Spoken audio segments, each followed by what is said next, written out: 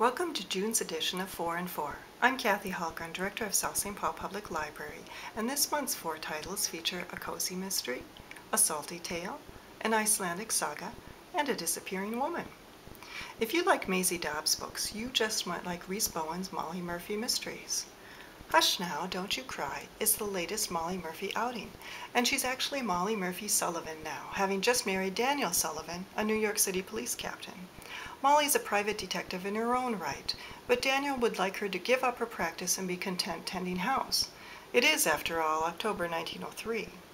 She and Daniel are having a belated honeymoon on an estate in Rhode Island, and it looks like Molly won't be giving up her sleuthing anytime soon. Brian Hannon, the owner of the estate, is found dead at the bottom of a cliff at the edge of his property, and now the race is on to find the killer. What's unusual about this, besides his death, is that Brian had called his extended family to spend time at his country estate, and now that they've all arrived, they're finding Daniel and Molly's appearance rather suspicious. But Daniel knows that Brian asked him to come specifically at this time because he thought he might have got it wrong. So wrong it cost him his life, it seems. And isn't it odd that his granddaughter died the same horrible death, and Molly could swear she saw her in the turret? Like the best mysteries, there are more questions than answers to keep you reading, and I'd never heard of a psychologist being called an alienist. Learn something new all the time.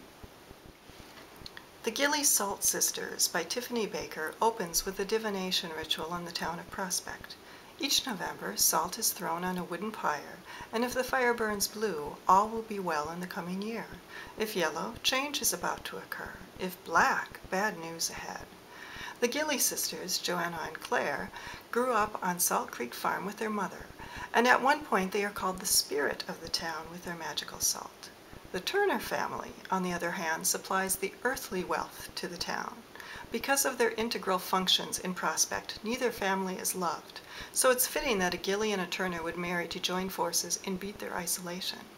But nothing can be that simple, and as the novel unfolds, we learn that Joe and Claire had a brother who died in one of the salt pools, and Joe has been disfigured in a fire that it appears Claire started.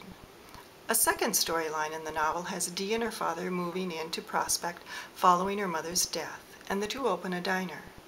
Once Dee graces their tables with Gilly salt, customers begin to arrive, and one customer promises to make her life, as well as a few others, a lot more interesting and complicated.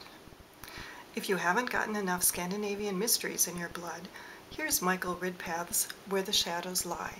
Ridpath is actually British, but his novel takes place in Iceland and features Detective Magnus Jansen. Although born in Iceland, Magnus has worked as a cop in Boston for several years until he discovered his partner was crooked and in cahoots with the Dominican Soto gang, drug suppliers throughout New England. After 2 attempts on his life, his boss decides it's time for Magnus to skip the country and sends him to Iceland, where he is now known by his Icelandic name, Magnus Ragnarsson. Meanwhile, Professor Agnar Haraldsson, an expert in Icelandic sagas, turns up dead at his lake home, and Magnus is on the case practically on the tarmac. If you're a Tolkien fan, you have to read this book since there's a golden ring that has wreaked havoc over the centuries. Another reason I really liked this book, besides the fact that it was a good mystery, were all the little things I learned about Icelandic culture, such as the difference between Icelandic and American police departments, and the general lack of crime in Iceland. It made me want to visit this beautiful, unique country.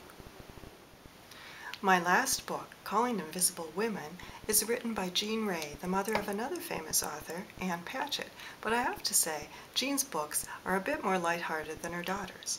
Her latest novel addresses something women throughout the world feel at a certain age: invisibility. One day, Clover Hobart, who's in her 50s, can't see herself. She's a moving bathrobe. She thinks she's having a momentary mental lapse, but then it happens again, and she doesn't come back.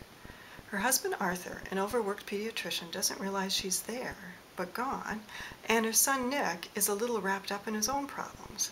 But then she discovers a group of women with the very same problem, and it appears to be linked to medication they've all been taking. Clover decides to see her invisibility as a strength once she realizes time has become less important to her. She's ready to have a little spontaneous fun. So she decides to urge people to behave and treat each other better, while scaring them half to death. Her day at high school is a hoot, And at Tiffany's, she discovers diamonds aren't that big a deal when you don't have a hand on which to display them. Throughout the book, the author cleverly makes her point and presents us with a fun summer read. That's all for this edition of 4 and 4. See you in July with 4 more titles in 4 minutes.